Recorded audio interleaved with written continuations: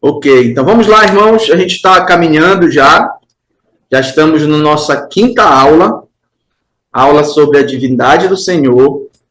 Na última aula, nós falamos sobre a humanidade de Cristo e vimos alguns pontos ali cruciais, bastante relevantes. Na verdade, tudo é relevante, mas eu digo assim, questões principais, mais diretas, que falam a nós sobre quem o Senhor é, aquilo que ele fez e como funciona a sua humanidade, né? O momento em que ele veio até aqui e ele está, então, ainda humano, mesmo após a sua ressurreição e mesmo após a sua ascensão aos céus, tá? Esses pontos, eles precisam se tornar pontos pacíficos para nós, ou seja, entender que Jesus sempre existiu, né? A união, a existência pré-encarnada, a entender que um dia na história, marcado na história, o Senhor Jesus foi concebido no ventre de Maria, concepção virginal, entender que ali a natureza humana passou a fazer parte de Cristo e ele é uma união entre a natureza divina e a natureza humana dele. E nós vimos que esses pontos são pontos-chave e precisam se tornar, como eu falei ainda há pouco, ponto pacífico para nós. É uma questão que nós não necessariamente teremos ou temos que ter alguma dúvida. São questões mais cristalinas para nós e que precisam ser salientadas e defendidas com vamos colocar assim, com certa facilidade por cada um de nós. Então, hoje a gente começa a trabalhar a divindade. Na próxima aula, nós vamos falar sobre união hipostática. E eu tenho preparado o coração dos irmãos com uma seguinte frase, que essa talvez seja a aula mais difícil que nós tenhamos, da união hipostática, na aula número 6. Então, continue lendo, continue orando por esse tempo, para que nós possamos conversar e aprender da palavra de acordo com aquilo que ela nos indica. Então, uma introdução para nós aqui. Para completar o ensino bíblico acerca de Jesus Cristo, precisamos declarar não só que ele era plenamente humano, como nós vimos na última aula, mas também que ele era plenamente divino. E isso Gruden defende no seu livro. Diante do testemunho da Escritura, somos confrontados pelo antigo trilema. Ou Jesus é Deus, ou um mentiroso, ou um lunático. O argumento ele pode ser resumido como se segue. Jesus ensinou falsidades e por isso era um mentiroso.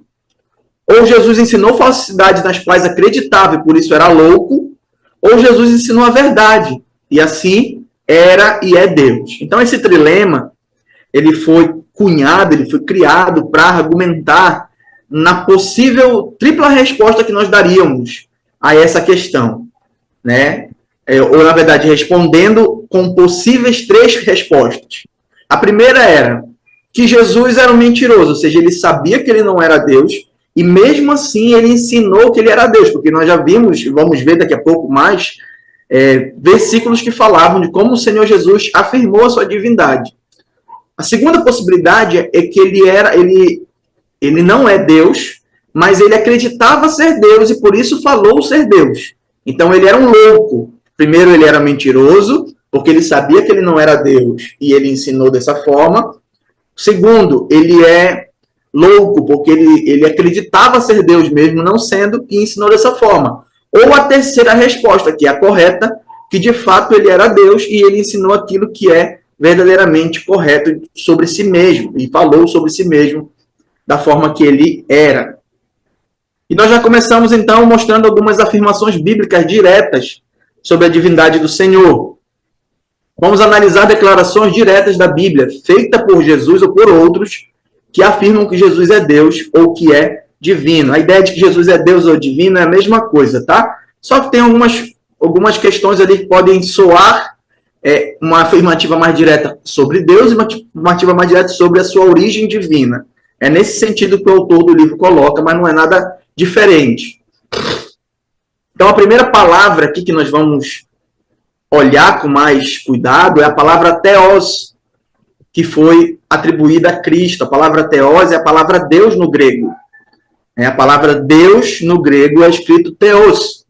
ou Theos, e ela foi atribuída ao Senhor Jesus. Eu quero fazer menção de algo que eu já comentei com os irmãos, mas sempre que possível eu vou trazer à memória, eu vou fazer algumas assertivas em relação a tudo isso. O Novo Testamento foi escrito na língua grega. Então, nós temos o Antigo Testamento sendo escrito na língua hebraica e partes pequenas em aramaico, e nós temos o Novo Testamento sendo escrito na sua totalidade no grego. Mantenha, irmãos, por favor, o microfone fechado por enquanto. Quando você for perguntar, você abre e faz a pergunta, por gentileza. Então, a palavra Theos é a palavra grega para Deus.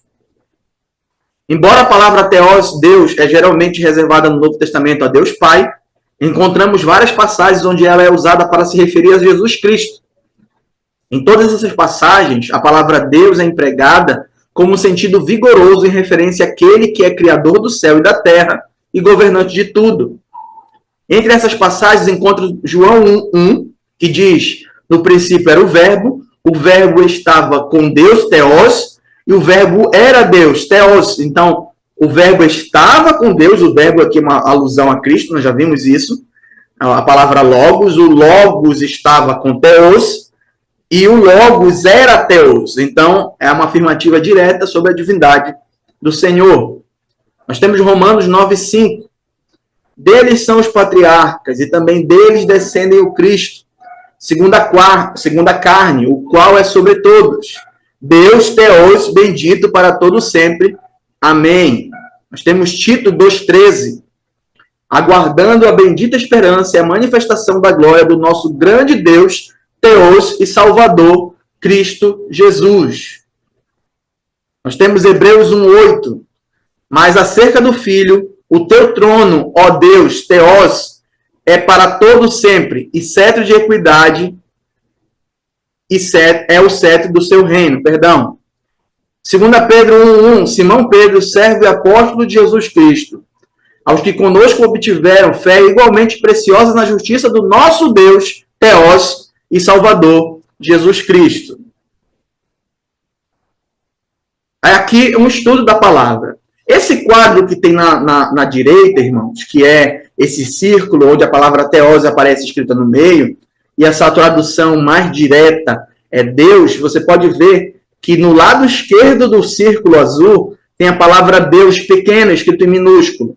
Não é uma referência aqui a uma falta de reverência, tá? É só a unidade de linguagem Deus. Pode ver que ela ocupa praticamente todinho o círculo.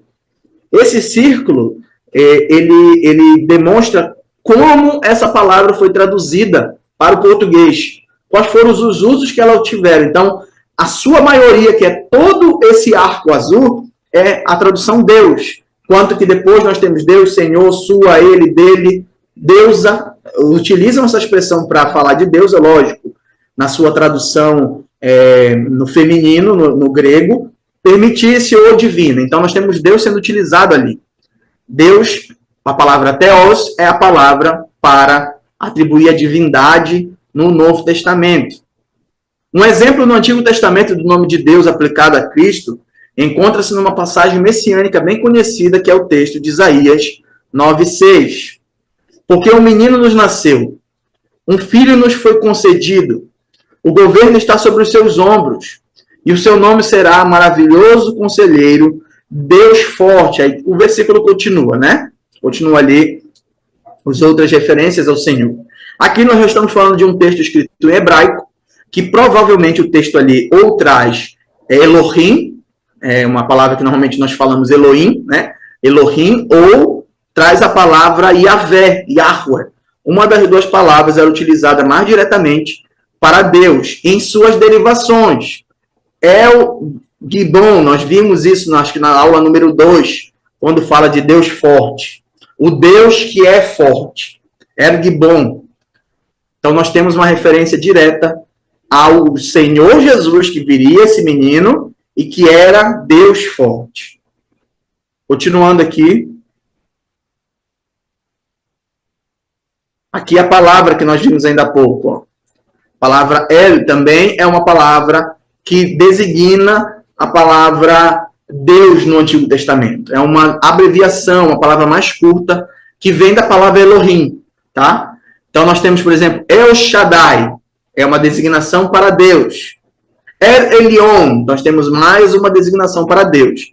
Então esse nome El também falava sobre Deus no Antigo Testamento.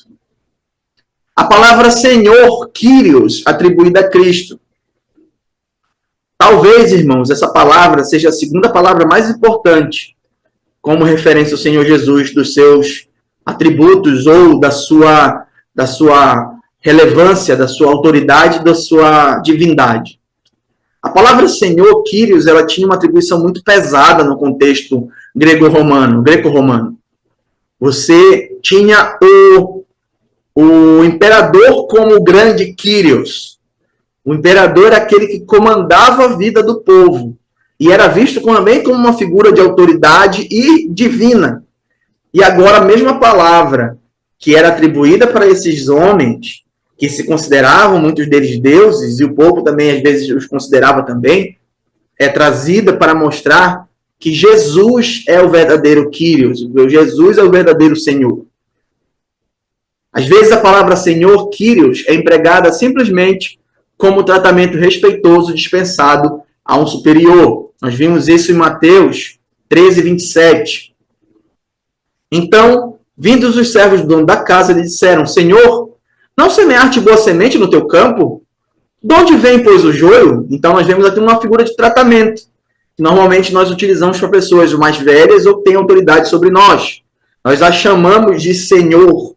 Poderia ser utilizado no Novo Testamento também com essa designação, tá? Apenas como um pronome de tratamento, uma forma de tratamento com as pessoas. Às vezes pode simplesmente significar patrão de um servo ou escravo. Mateus 21:40 diz: quando, pois, vier o senhor da vinha, ou seja, o dono da vinha, o patrão da vinha, o dono da vinha, que fará aqueles lavradores. Então, a palavra também poderia ser utilizada apenas com essa referência, com essa forma de ser um patrão, dono, proprietário de alguma coisa. Ainda assim, a mesma palavra é também empregada na Septuaginta, a tradução grega do Antigo Testamento, como uma tradução para o hebraico Yahvé, ou o Senhor. Semana passada nós conversávamos e eu respondi uma pergunta sobre como nós podemos saber quando uma aparição é uma teofania ou uma cristofania. E eu falei que normalmente, quando a palavra vem traduzida nessa grafia que nós temos aqui, o Senhor, dessa forma, e em letra de forma, Senhor, está falando a Yahvé, ou Yahweh, ou Javé no português. A tradução Jeová não é muito boa, tá, irmãos? Então, se você quiser utilizar alguma expressão, utilize Javé. É a menos problemática do que Jeová. Yahvé, o Senhor, era uma tradução que aquele tradução que eu falei para vocês, que é a Septuaginta, que foi a tradução para o grego do Antigo Testamento completo, toda vez que aparecia a palavra Yahvé, eles traduziam para Kyrios. Eles traduziam para o Senhor. Traduziam para a palavra correspondente no grego. Então, toda vez que no Antigo Testamento grego é utilizado o Senhor, está vindo a palavra Kyrios. A palavra Kyrios ela é empregada para traduzir o nome do Senhor 6.814 vezes no Antigo Testamento grego. Esse LXX é o símbolo da Septuaginta. Nos contextos apropriados, a palavra Senhor era o nome do Deus onipotente. E aqui está o estudo da palavra Senhor. Então, no círculo à direita, como eu falei para vocês ainda há pouco, percebam que esse arco azul, a Kyrios foi traduzida como Senhor. Praticamente tudo também, como foi na outra palavra que nós vimos.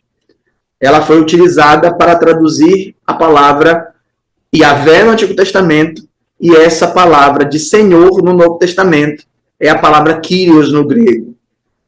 Há muitos casos no Novo Testamento em que Senhor é empregado para se referir a Cristo e só pode ser compreendido nesse mesmo sentido veterotestamentário, o Senhor, que é Yahvé ou o próprio Deus.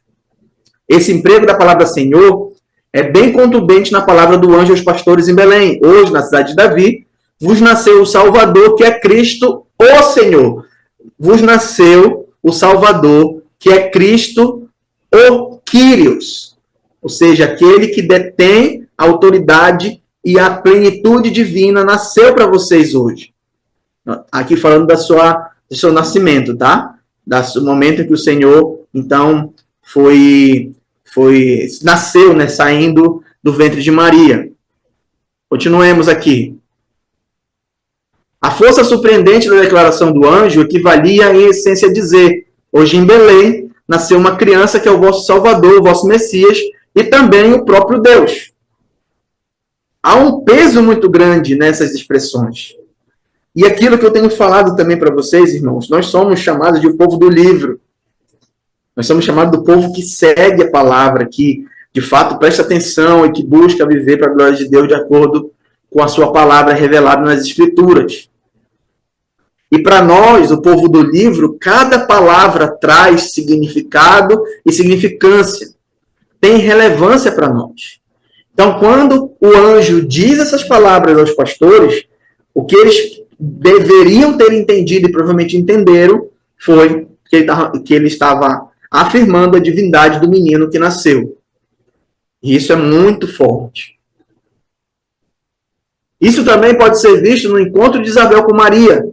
Lá em Lucas 1, 43, nós temos João Batista preparando o caminho do Senhor em Mateus 3, 3. E Jesus também se identifica como Senhor em Mateus 22, 44. Por motivos de tempo, nós não olharemos para todos esses versículos nesse momento, mas eu aconselho a você, irmão, a dar uma olhada na sua Bíblia, na sua casa, dê uma olhadinha depois, e você vai identificando. E quando você estiver lendo o Novo Testamento e a palavra Senhor aparecer, você já vai ter noção de que está sendo utilizado esse título de respeito, de autoridade, de divindade, que foi atribuída a Cristo também. Paulo usa constantemente a palavra Kyrios, 1 Coríntios 8, 6, 12, 3. Jesus é chamado de Senhor com esse sentido que defende a sua divindade mais de 400 vezes no Novo Testamento. Então, nós temos bastante evidência bíblica, gramatical, que mostra esse uso da expressão Kyrios, da palavra Kyrios, para atribuir a natureza divina de Cristo, a sua divindade. Continuando. Outras afirmações vigorosas de divindade. Quando Jesus disse aos seus oponentes judeus que Abraão tinha visto o seu dia, o dia de Cristo, eles o contestaram. Ainda não tens nem 50 anos e viste Abraão? Está lá em João 8, 57. Uma resposta suficiente para provar a eternidade seria: antes que Abraão fosse, eu era. Mas em vez disso, ele falou algo muito maior. Eu vos digo, antes que Abraão existisse, eu sou. Lembrem, e nós temos já falado sobre isso, eu creio que os irmãos já tinham conhecimento disso também anteriormente, essas aulas, que essa designação que Jesus utiliza, essa expressão que Jesus utiliza para responder aos seus opositores ali, ele usa a expressão eu sou, é a mesma que Deus, Yahvé, Yahweh, a figura do Deus Todo-Poderoso no Antigo Testamento, usa para se referir, lá em Deuteronômio, para quando Moisés pergunta, quem eu devo dizer que me enviou? Ele diz, olha, eu sou o que sou e te enviou. Eu sou. Então, ele usa a mesma expressão. Tanto que quando o povo, então, ouve Jesus utilizando essa palavra, né, e entendem o que Jesus fez. Eles entendem, peraí, esse homem que não tem nem 50 anos, que é novo, que diz que Abraão viu o seu dia e se alegrou com isso, que se coloca como alguém mais importante do que propriamente Abraão, agora ele está falando que ele é Deus. E para o judeu isso era uma blasfêmia, tanto que eles tentam, né, afligir o Senhor Jesus ali, mas Jesus consegue então fugir deles. A expressão eu sou, utilizada por Cristo, é uma referência direta à sua divindade. Quando ele disse eu sou, foi repetindo as mesmas palavras que Deus usou para identificar-se a Moisés como eu sou o que sou, em Êxodo 3,14. Perdão, irmãos, eu falei da agorinha Deuteronômio, é Êxodo. Jesus estava tomando para si o título de eu sou. Disse Deus a Moisés: eu sou o que sou. Disse mais: assim dirás aos filhos de Israel: eu sou, me enviou a vós outros. É a mesma expressão, o mesmo peso. Quando os judeus ouviram essa declaração solene e enfática, sabiam que ele estava afirmando ser Deus. Então pegaram em pedras para atirarem nele, mas Jesus se ocultou e saiu do templo, conforme João 8:59. Então as duas palavras com grande peso de afirmações diretas sobre a divindade do Senhor Jesus é a palavra Kyrios, que significa Senhor, e a palavra Theos, que significa Deus. Aí você pega e tenta se transportar para a época de Jesus. Você é um judeu no primeiro século e você está então debaixo de Roma. Roma está tomando conta de toda aquela região ali. O Império Romano se espalhou e dominou toda aquela região. Israel está debaixo do domínio de Roma. E você começa a lembrar das profecias, das promessas, que viria o Messias. E existiam pelo menos 4 visões diferentes de que o Messias viria a Israel, ou de interpretações diferentes que aquele povo, na época de Jesus, tinha sobre o Messias que viria. Uma das interpretações, ou das expectativas messiânicas, era que Jesus seria um líder militar que então libertaria o povo do domínio de Roma. Então eles ouvem uma atribuição de que Jesus é Senhor. Mas também eles têm profecias no Antigo Testamento que falam sobre o menino ser Deus. Falam sobre a divindade daquele que viria. E mais fortemente, como vimos ainda há pouco, Isaías 9. E eles ouvem que Jesus então é Deus. E ouvem Jesus dizendo que ele é o eu sou. E isso então faz afirmações diretas para a divindade do Senhor sendo defendida, tanto por ele quanto pelos seus discípulos que, através da inspiração do Novo Testamento e do Antigo Testamento, através da inspiração do texto, então trouxeram para nós essas verdades do Senhor no texto bíblico que nós temos contato hoje. Então, nós temos outras atribuições, outras afirmações vigorosas de divindade também sobre o Logos. Nós vimos ainda há pouco João 1:1. Nós temos a expressão alfa e ômega, que é atribuída ali, o que é falado em Apocalipse 22:13. Basicamente, o que Jesus está falando, eu sou. Algumas traduções já trazem eu sou o começo e o fim, porque são justamente as letras, a primeira e a última letra do alfabeto grego. Então, mostra, começa e termina. Nós temos também a atribuição ou a nomenclatura de Filho de Deus em Mateus 11, 25-30, e Filho do Homem em Daniel 7, que também, em muitos momentos, o Senhor se refere a si mesmo como o Filho do Homem. O Filho do Homem não veio, então, para fazer isso, o Filho do Homem, então, veio para fazer aquilo. Atribuições, afirmações vigorosas da divindade de Cristo. Alguma pergunta até aqui, irmãos? Então, vamos lá. As evidências dos atributos divinos. Além das afirmações específicas da divindade de Jesus, vistas nas muitas passagens citadas, veremos muitos exemplos de ações na vida de Jesus que indicam sua natureza divina.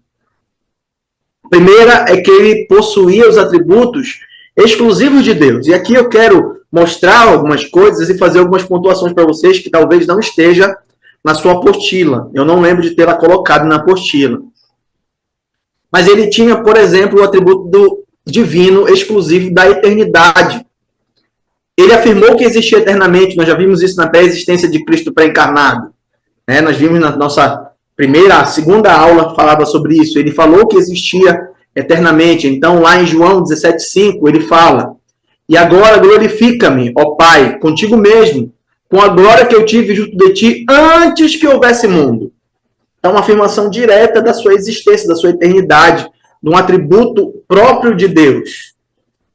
Antes que o mundo existisse, Jesus já tinha uma glória juntamente a Deus Pai, que sempre existiu, porque ele existia antes de que o mundo fosse criado, antes de que qualquer coisa viesse a existir. Jesus era Deus eterno. A sua onipresença, ele afirmou que estava presente em todos os lugares. Mateus 28, 20 diz: ensinando-os a guardar todas as coisas, e eis que vos tenho ordenado, e eis que estou convosco todos os dias até a consumação dos séculos. Então, a presença de Cristo em todos os momentos, com o crente, através do seu Espírito também, em todos os momentos e todos os dias, até o dia da sua volta, o dia que nós seremos levados a Ele no arrebatamento e depois na sua segunda vinda, em que o reino milenar será estabelecido. Talvez esse versículo, irmão, não seja o melhor.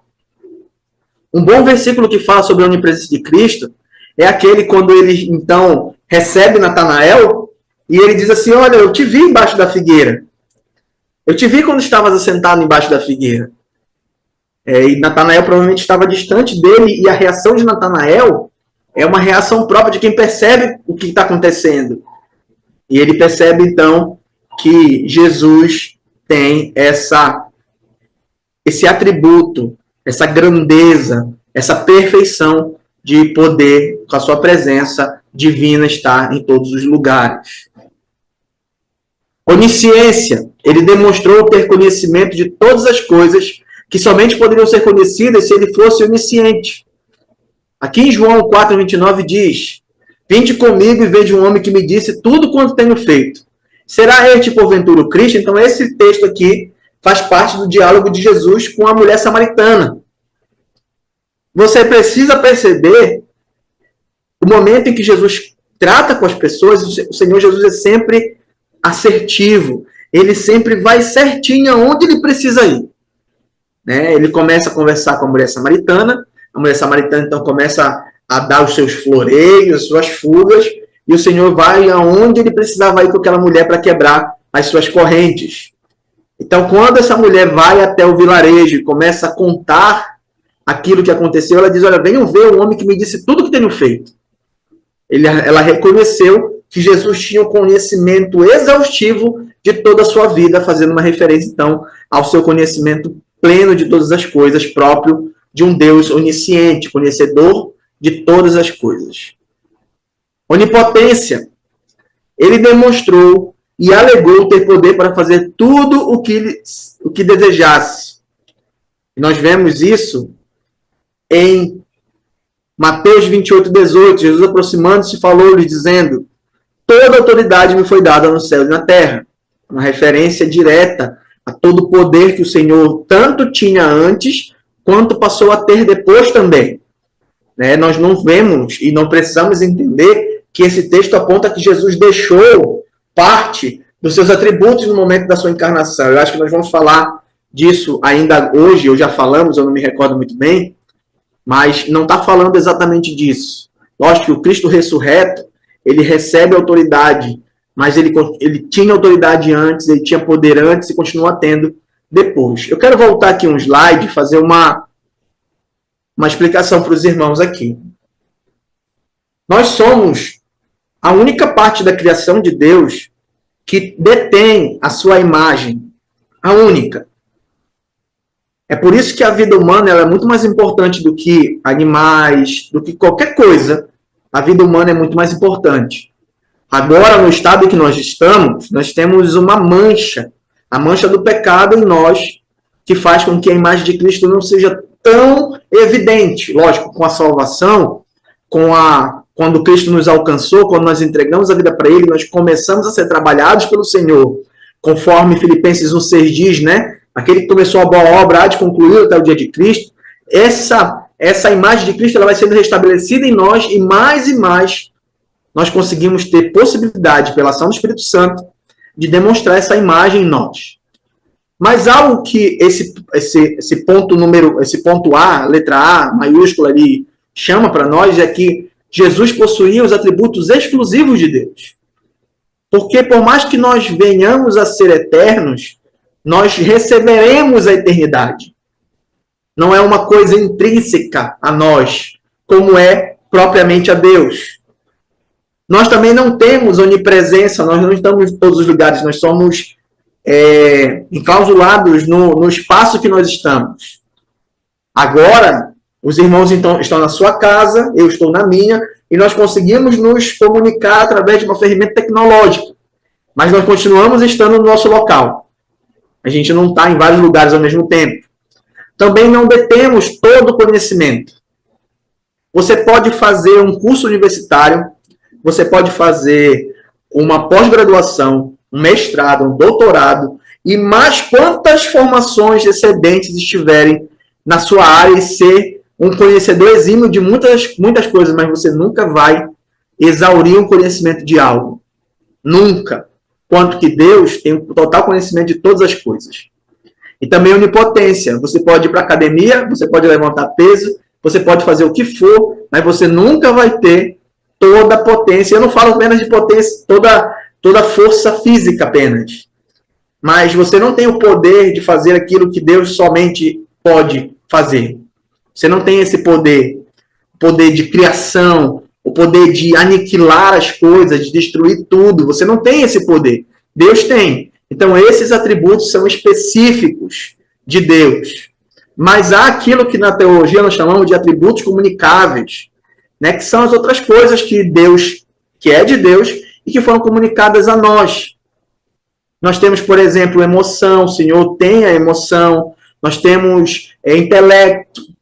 Nós temos coisas que foram comunicadas a nós e que nos fazem imagem do Senhor, mas que há apenas alguns ou vários outros atributos que são específicos ao Senhor e que nós podemos até mesmo provar disso através da eternidade que Ele nos outorga, através do conhecimento maior em muitas áreas, mas nunca de forma intrínseca, ou seja, algo que pertence a nós. É nesse sentido que os atributos exclusivos se referem a Deus. Ele fez o que somente Deus é capaz de fazer. Na semana passada nós falamos sobre aquelas tentações que Jesus sofreu no deserto, né, ali por Satanás. Satanás chega a ele, manda que ele faça isso, aquilo outro. E eu falei para vocês que essas tentações elas eram próprias do Deus homem. Porque se Satanás chegar para você e tentar transformar uma pedra em pão, você não tem poder para fazer isso. Você vai virar para dizer assim, é impossível que eu faça isso. Porque eu não tenho poder intrínseco a mim, ou seja, que pertence a mim diretamente e naturalmente para fazer qualquer tipo de coisa dessa. Então, nós vemos agora que Jesus, ele faz aquilo que apenas Deus poderia fazer. Ele perdoa pecados. Ele perdoa pecados de maneira eterna. Os homens podem fazer isso temporariamente. Mas Cristo dá o perdão eterno. Marcos 2, de 1 a 12, fala sobre isso. Jesus tinha poder e tem poder de perdoar os pecados. Né? Uma das rusgas que ele teve ali com os judeus, com os fariseus, é: quem é esse aí que está dizendo que pode perdoar pecados? Né? Ele pode fazer isso? Pode. Jesus é Deus e pode perdoar pecados. Vida. Ele dá vida espiritual para quem desejar. João 5, 21 fala sobre isso. Eu acho fantástico, irmãos, o texto eu quero fazer mais uma vez uma explicação. Quando eu uso essa expressão, eu acho fantástico tal texto. Eu não estou menosprezando outros, tá? É porque tem alguns que são tão diretos a nós em alguns assuntos que eles me saltam à vista, mas todo o texto é inspirado e útil para a repreensão, para a educação na justiça, com aqueles objetivos, né, de que o homem seja perfeito, perfeitamente habilitado para toda boa obra. Então, tudo que está de Gênesis a Apocalipse é palavra de Deus, tudo. Tudo tem autoridade e tudo é inspirado e tudo é inerrante e infalível, tá? Mas eu acho perfeito, incrível, aquele texto de Romanos, capítulo 3, a partir do versículo 10. Se você tiver com a sua Bíblia e quiser dar uma olhada, eu vou fazer uma rápida asseveração sobre ele, mas o texto diz que não há quem busque a Deus. Não há quem busque se relacionar com Deus. E depois ele afirma: todos se extraviaram e a uma se fizeram inúteis. Aí ele continua tratando, mostrando essa decadência do homem, e ele chega então naquele versículo que é um dos versículos mais conhecidos das Escrituras também, é lá em Romanos 3:23, né? Todos pecaram e carecem da glória de Deus. Mas ele continua, mas ele mostra que Deus, então, ele é justo e justificador porque ele entrega Jesus para morrer pelo nosso pecado e, ao mesmo tempo, ele provê esse sacrifício a si próprio. Ele não perdoa, ele olha para o Edmar e diz assim, vou perdoar o Edmar porque o Edmar é gente fina. Não. Ele olha para o Edmar e vê que o Edmar creu e então todos os pecados do Edmar foram creditados na conta de Jesus que foi paga lá na cruz. E por isso eu estou usando o Edmar como exemplo aqui, mas isso serve para cada um de nós, tá, irmãos? O meu pecado, qualquer pecado no momento que nós cremos, é creditado na conta de Cristo que foi paga lá na cruz. Então, ele dá vida espiritual a quem o busca, a quem entrega a vida a ele. Ressurreição. Ele Oi. Eu tenho uma pergunta aqui para fazer aqui sobre esse versículo aí do João 5:21. Aí está dizendo, ele dá vida espiritual para quem desejar. Certo.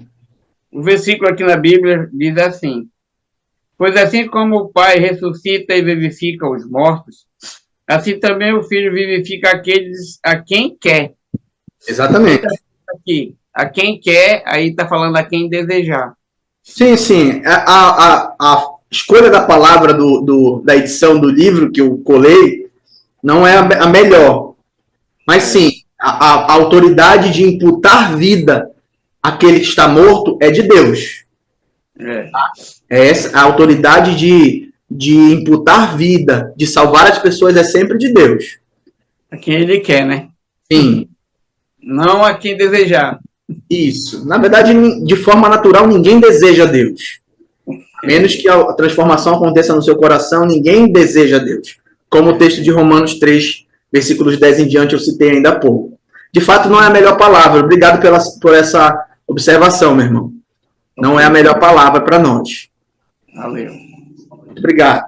Ele ressuscitou dos mortos, ou ressuscitou os mortos. João 11, 43, nós vemos isso.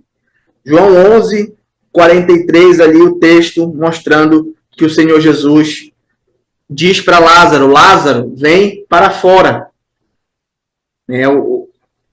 Um dos grandes sinais, dos grandes milagres do Senhor Jesus foi a ressurreição de Lázaro. O Senhor tinha poder e ressuscitou os mortos, ou o morto ali naquele momento. Aí você pode pensar assim, poxa, mas os discípulos não podiam fazer isso também? Podiam, mas a força não estava nos discípulos. O poder de fazer isso não estava nos discípulos, estava no Senhor Jesus. E o Senhor Jesus aqui aplica o seu poder de fazer, então, ressuscitar o morto, no caso aqui Lázaro, e vir a tomar a vida física. E julgamento. Ele irá julgar todas as pessoas. E nós chegamos na teoria da kenosis, que fala sobre o esvaziamento de Cristo. Nós temos aqui, irmãos, nessa parte do estudo, algo que pode gerar uma confusão grande no contexto da igreja. Não no contexto da igreja dos irmãos, mas no contexto da igreja cristã como um todo. É entender o que, de fato, a teoria da kenosis prega e aquilo que a Escritura mostra sobre o esvaziamento de Cristo.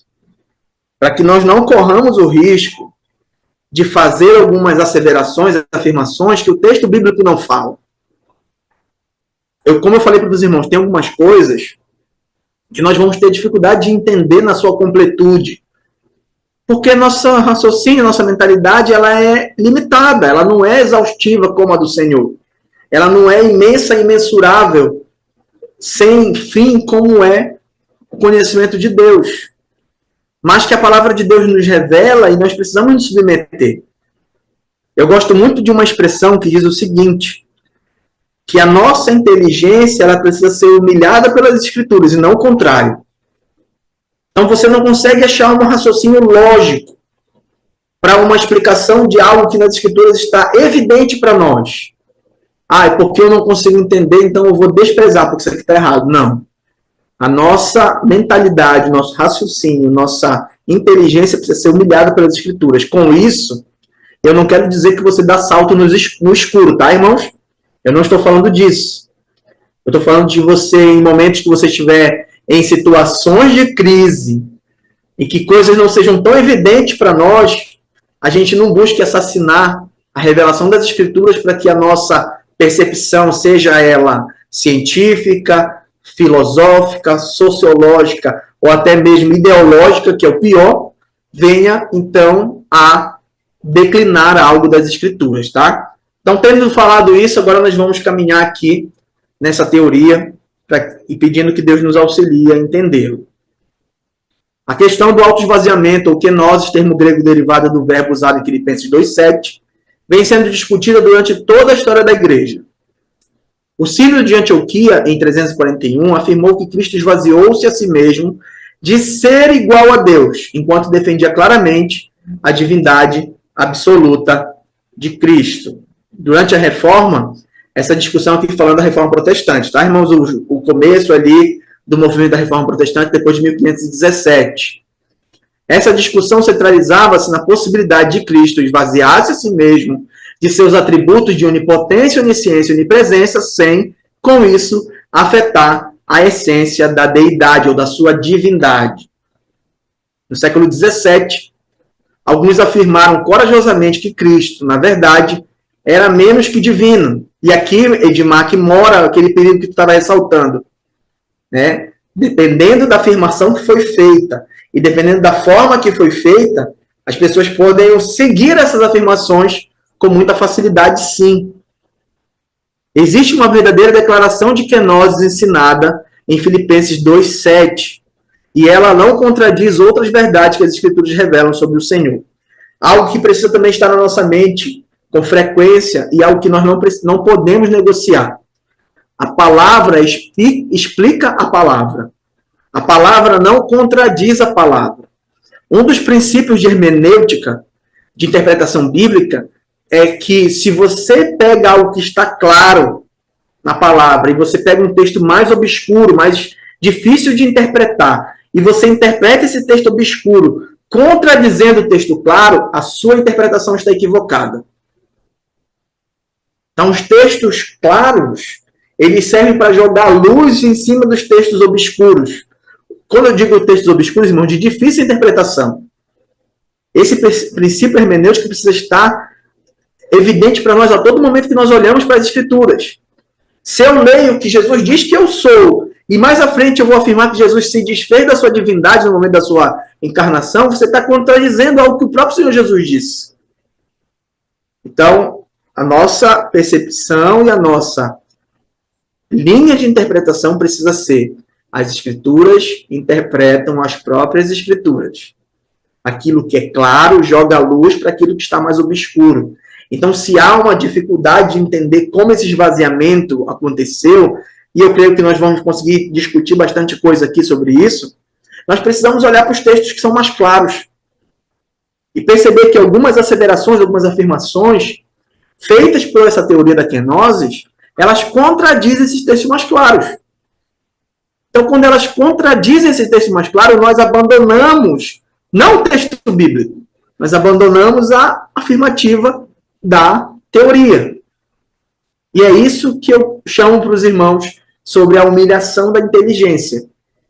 Você poderia dizer, não, agora eu vou ficar com aquilo que é racionalmente viável. Então você vai tirar todos os milagres da Bíblia, porque eles não são racionalmente viáveis. Eles são sobrenaturais. E isso é a grande dificuldade dos liberais, em desfazer daquilo que é sobrenatural. Um dos pontos deles é isso. Nenhum atributo divino foi deixado na encarnação. Essa teoria defende que Cristo abdicou de alguns atributos divinos enquanto na encarnação. A palavra kenosis vem do grego keno, cujo significado é esvaziar, traduzido por esvaziou-se em Filipenses 2,7. Então, aquilo que nós vimos ainda há pouco é aquilo que normalmente as pessoas têm por essa percepção. Ah, Jesus abandonou parte dos seus atributos, ele não estava necessariamente utilizando a sua onisciência, a sua onipotência, a sua onipresença. Então, para alguns, esse foi o esvaziamento. De acordo com essa teoria, Cristo esvaziou-se de alguns atributos divinos, como a onisciência, a onipresença e a onipotência, enquanto estava na terra, enquanto estava encarnado. E aqui o estudo da palavra. Olha como agora o círculo à direita ficou um pouco mais espaçado. Então, a palavra keno, ela foi traduzida como anule, anula-se, desminta, esvaziou. E o verbo keno, ela tem como sentido primário esvaziar. Mas será mesmo que Filipenses 2,7 ensina que Jesus abriu mão de certos atributos divinos na sua encarnação? E a resposta o autor do livro já dá quando ele diz: as evidências das Escrituras apontam para uma resposta negativa a essa defesa. Vamos lá. Algumas coisas que são tratadas sobre a teoria da quenose é que ela é uma teoria nova. Nenhum mestre reconhecidamente importante defendeu essa ideia nos primeiros 1.800 anos da história da Igreja. Então, isso foi só depois dos anos de 1800 que essa teoria foi formulada e defendida. E entenda, irmãos, essa teoria da quenose como essa que defende que Jesus abriu mão de certos atributos na sua encarnação. Tá? O texto bíblico não afirma esse esvaziamento. O texto de Filipenses 2,7 não afirma, nem mesmo na língua original, ou seja, se você pegar um dia, eu tiver a oportunidade de ler um texto que tem a versão grega de um lado e a versão português do outro, você, olhando uma tradução ultraliteral, ou seja, palavra por palavra do texto na língua grega para o português, você não vai ver que o texto, nem na língua original, defende isso. O texto não diz que Jesus esvaziou-se de alguns poderes ou esvaziou-se de atributos divinos ou algo parecido. E aqui eu faço uma recomendação. Irmãos, cuidado com traduções bíblicas que não tenham tanta preocupação com fidelidade. Nós temos boas traduções bíblicas numa linguagem mais acessível, como a NVT, por exemplo, que é uma linguagem mais tranquila, mais direta, menos com palavras muito arcaicas. E nós temos uma fidelidade boa do texto bíblico. Mas nós temos outras que são uma linguagem mais acessível e que não se preocupam tanto assim. Meu encorajamento para os irmãos é sempre ler um texto tanto mais técnico quanto mais visível, quanto mais fácil de entender. Eu gosto muito de utilizar a Bíblia Revista Atualizada, mas ao mesmo tempo eu consulto para pregações, por exemplo, outras 8 versões, outras traduções. Eu leio, me esgoto de ler na Revista Atualizada, mas leio NVI, NVT, Revista Corrigida, Corrigida Fiel, Nova Almeida, Atualizada. Eu leio praticamente 8 versões diferentes para então perceber como cada interpretação ou cada como tradução tratou aquele texto ali. Então, esse texto ele não é mostrado como Jesus perdendo alguns poderes. Se alguma tradução no português tiver com essa confirmação, o autor ele não foi fiel à tradução. Ele colocou uma interpretação dele ao texto bíblico. Tá? Então, busque sempre utilizar versões que são boas e reconhecidamente boas. Esvaziou-se ao assumir a forma humana. Ele o fez ao assumir a forma de servo, passando a viver como homem. E sendo reconhecido em forma humana, humilhou-se a si mesmo, ao tornar-se obediente até a morte, e morte de cruz. Filipenses 2,8. Então, nós temos aqui, no último versículo, que esse esvaziamento era justamente isso. No momento que o Senhor Jesus assume a forma humana, ele se esvazia ao assumir a forma de servo. E nós vamos ver mais agora sobre o que fala esse esvaziamento. Jesus assumiu condições e posições inferiores. Portanto, o esvaziou-se, conforme o próprio texto relata, estava em assumir uma forma e posição inferior. A kenosis inclui uma mudança de papel e condição, não de atributos essenciais à natureza. Nós temos a kenosis, o esvaziamento acontecendo na encarnação, mas não é em mudança do que Jesus é, em essência. Ou seja, Jesus não deixa de ser divino, Jesus não deixa de ter os atributos divinos na sua própria pessoa, não deixa de ter. Então, se você tinha essa percepção, ou se você conhece alguém que normalmente tem essa percepção, não é isso que as Escrituras defendem. As Escrituras não defendem que Jesus deixa parte da sua divindade de lado no momento em que ele é encarnado. O texto bíblico não fala sobre isso. Inclui uma mudança de papel. Né? Em algum momento ele se fez menor do que os anjos. Em algum momento ele passa a ter, em algum momento depois, ou seja, da sua encarnação em diante, a mesma estatura das suas próprias criaturas. Ele passa a ter a natureza humana. Ele não tinha a natureza humana antes, mas na encarnação ele passa a ter a natureza humana. Então, o seu papel e condições são, naquele momento da sua encarnação, inferiores. Jesus abriu mão da condição e do privilégio do céu. Alguns autores interpretam esse texto dizendo o seguinte, que o que Jesus abriu mão ali foi da sua glória nos céus. Você tinha segunda pessoa da Trindade sendo glorificada constantemente, estando numa relação de harmonia e de amor com as outras duas pessoas da Trindade por toda a eternidade, aquela que nós chamamos de eternidade passada, que eu expliquei para os irmãos, que é todo o momento da eternidade antes da criação. E agora nós temos Jesus vindo em forma humana, encarnando-se e sendo maltratado, sendo xingado, sendo então chamado de louco, sendo então chamado de herege, sendo então chamado de beberrão, sendo então crucificado, sendo então escarnecido, sendo então tratado como um bandido. A glória que o Senhor tinha no céu não é a mesma que ele tem na terra. Não é o mesmo reconhecimento da sua grandeza, da sua divindade. Então, abriu mão da condição e do privilégio do céu. A melhor compreensão dessa passagem é que ela fala de Jesus abdicando da condição de privilégio que tinha no céu. Jesus fala em outro lugar da glória que tinha com o Pai antes que o mundo existisse.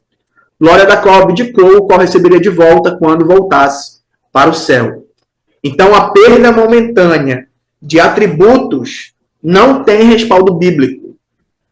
O contexto mais amplo do ensino do Novo Testamento e o ensino doutrinário de toda a Bíblia não apontam ou defendem a perda momentânea de atributos ou poderes de Jesus na encarnação. Vamos aqui pontuar algo a mais. Normalmente as pessoas falam, aqueles que são de linha de interpretação diferente da que a nossa, da que a Igreja dos Irmãos segue, dizem que nós não podemos fazer teologia com um texto só. Ou seja, há só um versículo que fala sobre aquilo, então nós não podemos fazer teologia com isso. Ou seja, não podemos criar doutrinas ou crer em doutrinas referente a isso. Se esse texto que fala, ou se essa ideia defendida por aqueles que entendem a teoria da kenosis como a abdicação de certos atributos momentâneos de Cristo, fosse uma verdade, você não acha que os apóstolos teriam falado disso em algum momento? Não acha que isso estaria mais evidente, mais claro nas Escrituras em todo momento? Olha, sejam como o Senhor, porque ele abriu mão do seu poder. Haveria algum texto dizendo isso? Seja como o Senhor, porque ele deixou de ter todo o poder quando estava encarnado. Não há nenhum texto que fale isso. Então, textos que fundamentem esse tipo de percepção não existem. Por quê? Como eu falei para vocês, pela interpretação ou pela linha interpretativa que nós defendemos, que é uma linha histórico-gramatical, ou seja, a história tem fundamento, mas a gramática do texto tem fundamento também, nós olhamos e percebemos que não há nada que diga e que o Senhor Jesus, no momento que ele veio e abriu mão de ser Deus para então se encarnar. Era necessário que o Senhor permanecesse o que era e unisse-se aquilo que ele não era. Lembram daquela frase que nós vimos? Permanecendo o que era, tornou-se o que não era. Ele permaneceu Deus e tornou-se aquilo que ele não era anteriormente, que era homem. E aqui nós temos então esse pequeno diagrama, essa pequena imagem. Antes da encarnação, nós temos a humilhação de Cristo, que é no seu nascimento. Normalmente nós tratamos a humilhação na cruz, mas não é exatamente a humilhação de Cristo na cruz. A humilhação é o momento em que o Deus Todo-Poderoso assume a figura e a forma da sua criação. Nós temos durante a encarnação. Então, antes da encarnação, nós temos todos os privilégios e glórias na eternidade, no céu. Depois da encarnação, nós temos todos os atributos mantidos. todos os atributos de Cristo foram mantidos no Cristo encarnado. Lembrem que Cristo, ele é Deus, homem. Ele não é parte só de um Deus com a totalidade do homem. Não, ele é 100% Deus, ou plenamente Deus, ou perfeitamente Deus, e ele é 100% homem, ou plenamente homem, ou perfeitamente homem. E aqui nós já estamos, irmãos, caminhando para o fim da aula. Alguma pergunta até aqui? Daniel de Barro quer perguntar. Eu estou meio confuso aqui com essa palavra quenose, a teoria da quenose. Ela se apresenta aí como uma coisa positiva ou negativa? Não estou entendendo muito bem isso aí. Como ela foi formulada, ela é negativa. A formulação da teoria da quenose, como nós vimos naquele primeiro slide, ela é uma defesa que Jesus abriu mão de parte dos seus atributos. Essa é a definição da teoria da quenose, surgida lá depois de 1800.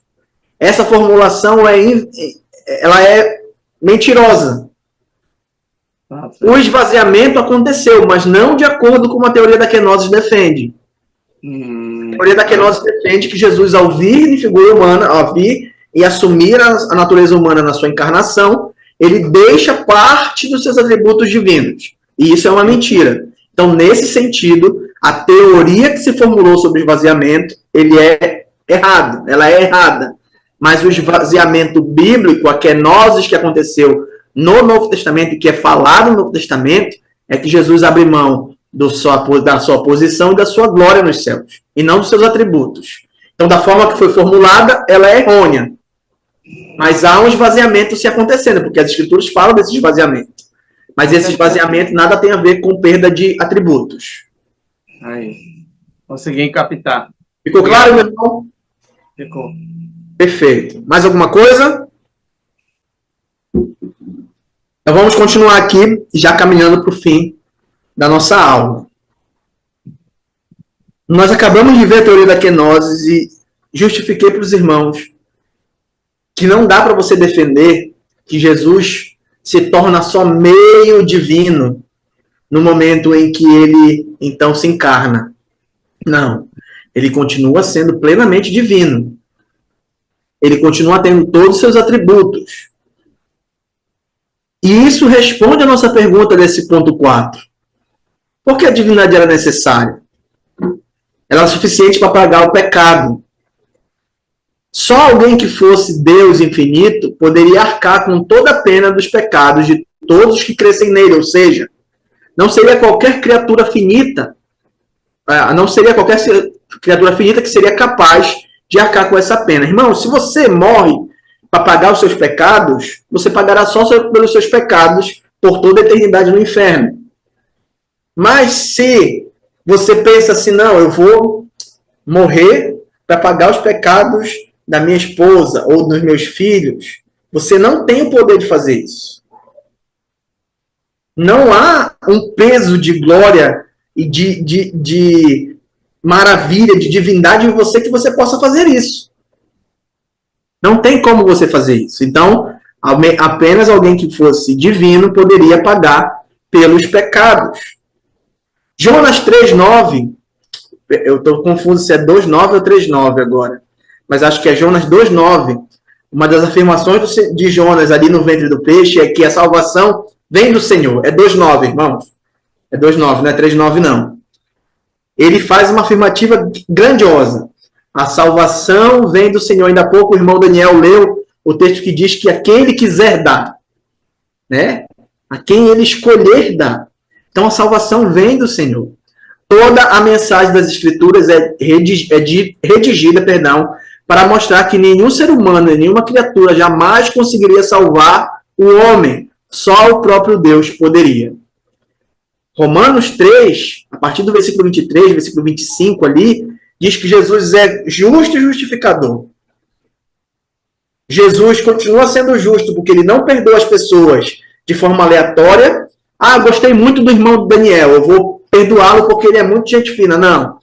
O Senhor vai ser perdoado no momento em que a sua fé for depositada em Cristo. mas ao mesmo tempo ele é o justificador, porque ele mesmo proveu o sacrifício pelo pecado do homem. Né? O texto lá de Isaías 53 diz: ao Senhor agradou-se moê-lo, fazendo enfermar. Foi Deus Pai que entrega Cristo a ser crucificado. E o pagamento da dívida é a Deus Pai. Nós temos aquele a quem você aflige, é aquele que você deve pagar. Então também é uma interpretação errada dizer que a morte de Cristo pagou alguma coisa para Satanás. Não. A morte de Cristo paga a Deus. Deus havia sido afrontado pelo nosso pecado. Então, a morte de Cristo vem apaziguar a ira de Deus sobre nós. Com o seu sacrifício, com sua morte perfeita, com o seu sacrifício santo e definitivo. A salvação vem do Senhor. Só Deus poderia fazer isso por cada um de nós. Ser o único mediador entre Deus e os homens. Só alguém que fosse Deus poderia ser o único mediador entre Deus e os homens, conforme 1 Timóteo 2,5. Tanto para nos levar de volta a Deus, quanto também para revelar Deus de forma completa a nós. Nós vamos ver isso mais detalhadamente quando nós tratarmos sobre o triplo ofício de Cristo. Né? Na aula 7, rei, sacerdote e profeta, nós vamos ver ali esse triplo ofício de Cristo. E nós vamos falar sobre ele como sacerdote. E isso vai ser bastante evidente para nós mais naquela aula, tá? Mas o texto lá de 1 Timóteo 2,5 diz que é só um mediador entre nós e Deus, que é Cristo Jesus homem, ou seja, o Jesus homem glorificado está ali à destra de Deus Pai, e ele intermedia o nosso relacionamento com Deus. Não há uma pessoa a mais, não há a mãe de Jesus, como os católicos defendem, que faz essa intermediação. Não existe isso. A Escritura deixa claro que apenas um é o mediador, que é o próprio Senhor Jesus, Jesus Cristo, homem. Conclusão, meus irmãos, para nós encerrarmos. Concluímos, então, foi da vontade divina que nele habitasse toda a plenitude, Colossenses 1,19. E nele habita corporalmente toda a plenitude da divindade. Na aula anterior, nós argumentamos que Jesus é plena e verdadeiramente homem. Agora concluímos que ele é também plenamente e verdadeiramente Deus. Ele é acertadamente chamado de Emanuel, ou seja, Deus conosco, conforme Mateus 1,23 diz. Então agora nós precisamos seguir para a união hipostática, mas só semana que vem.